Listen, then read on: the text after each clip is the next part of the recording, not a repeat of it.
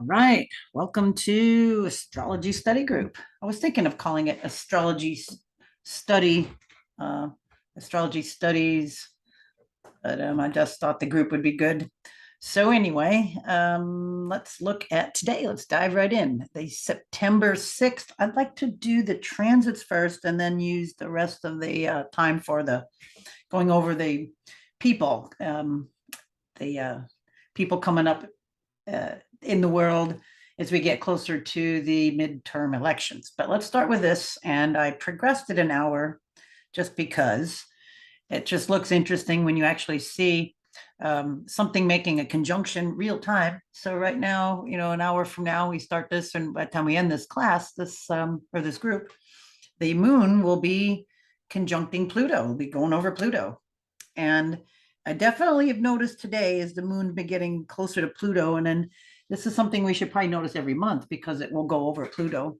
But this degree in Capricorn, but just nonetheless, the moon Pluto contact is definitely bringing up deep dives, taking a good introspective feel of something. You get a psychic discernment, maybe.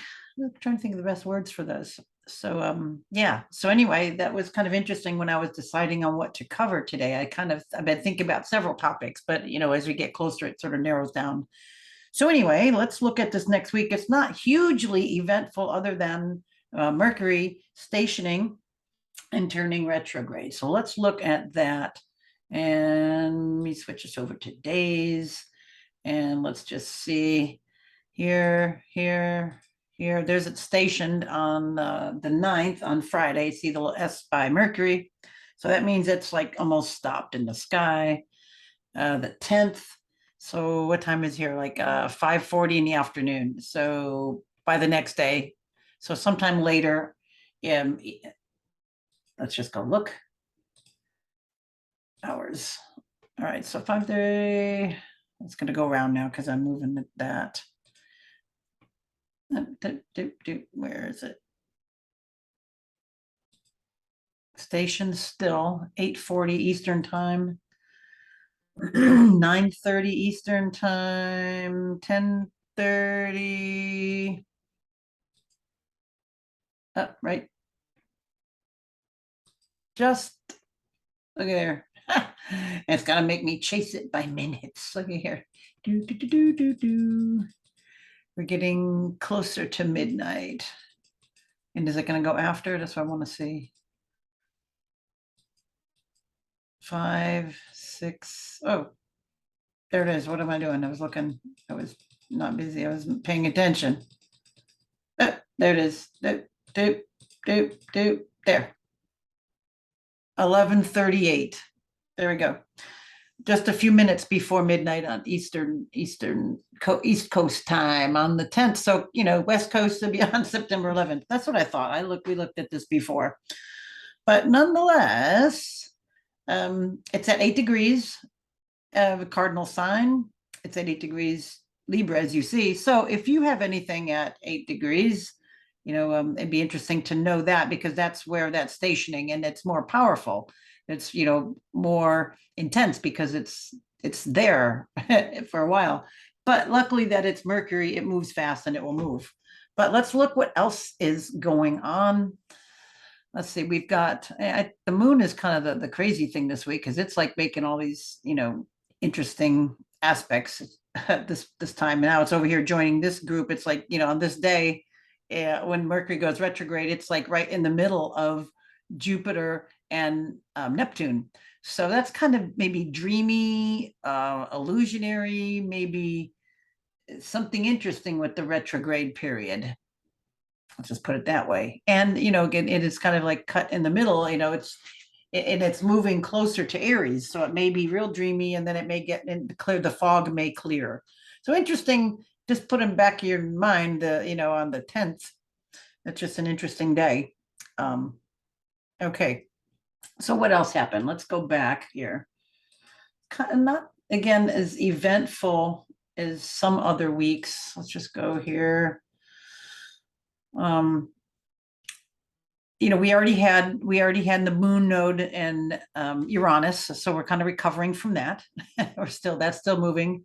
Let's see. We already had some sign changes. Mercury or Venus already went into Virgo.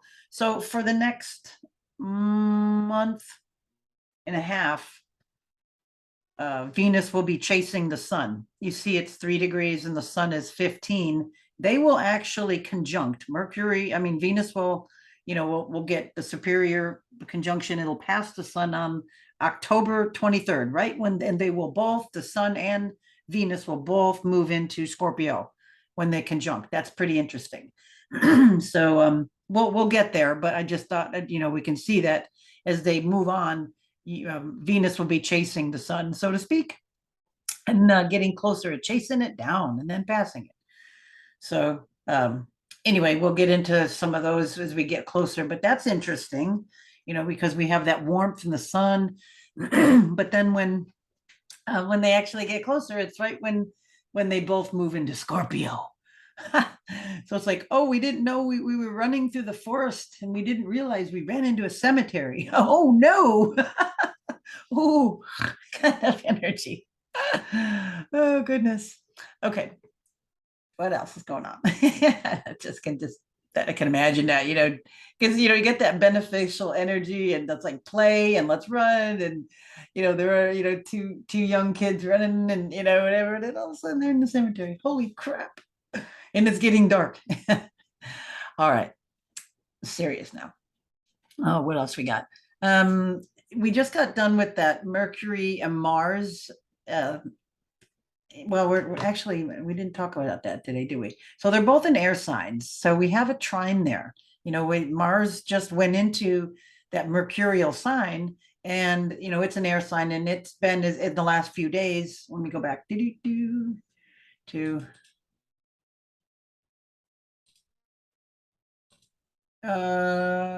Sunday.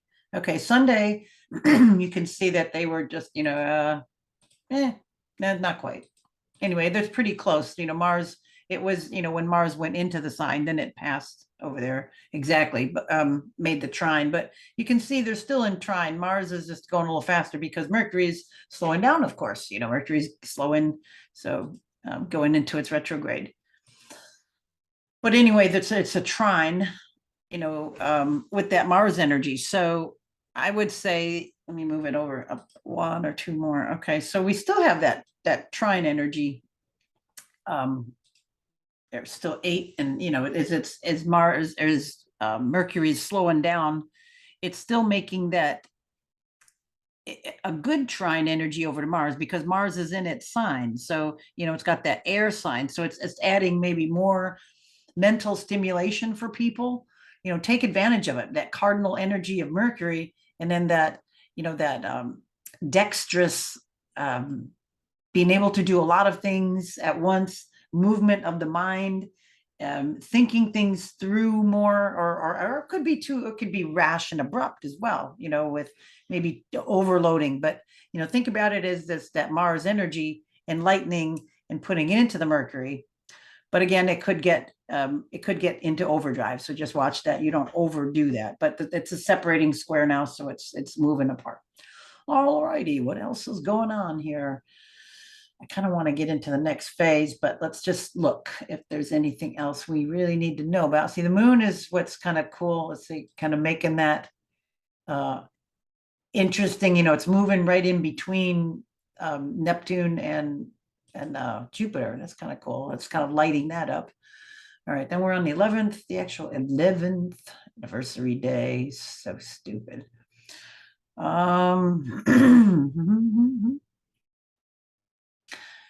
The moon is sextiling Mars.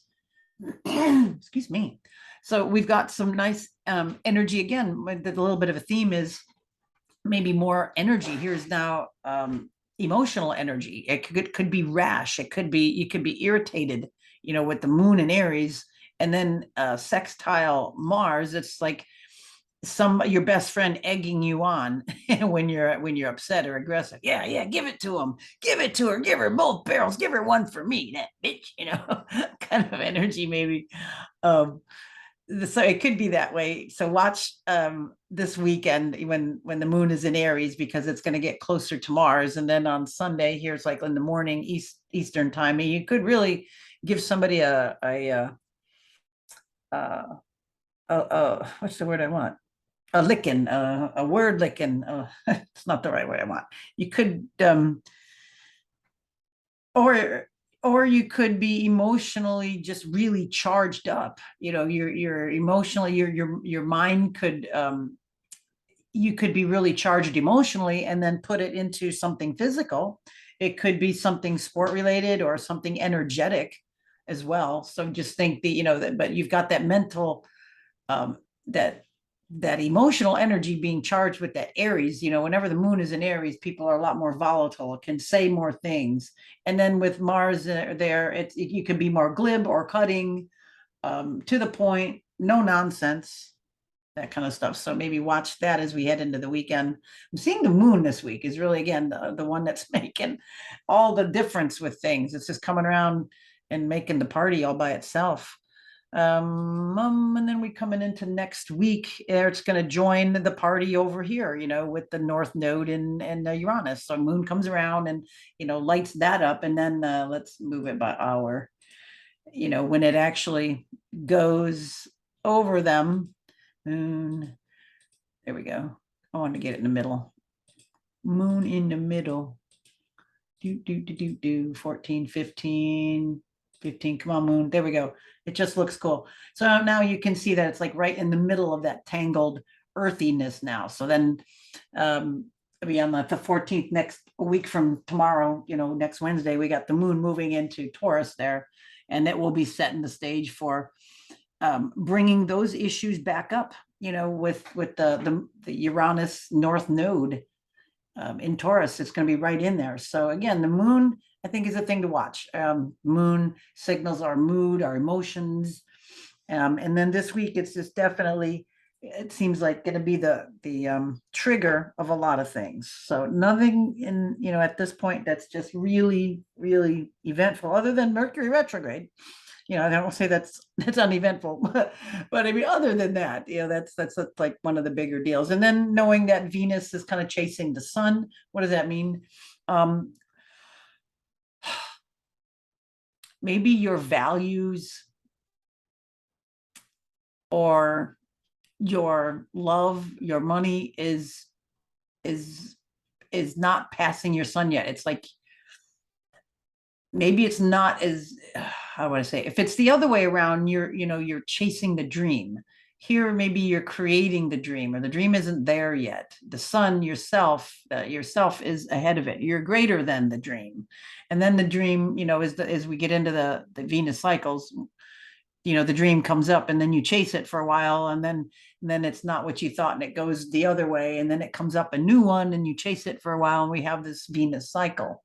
And we'll get into that, but right now it's like the sun, or your inner self, is more important than external things, Venusian things, others that you admire, or want, or want to chase down, or your values, love, money, either any of those things. So yourself is in front of that at the moment. Good to keep that there.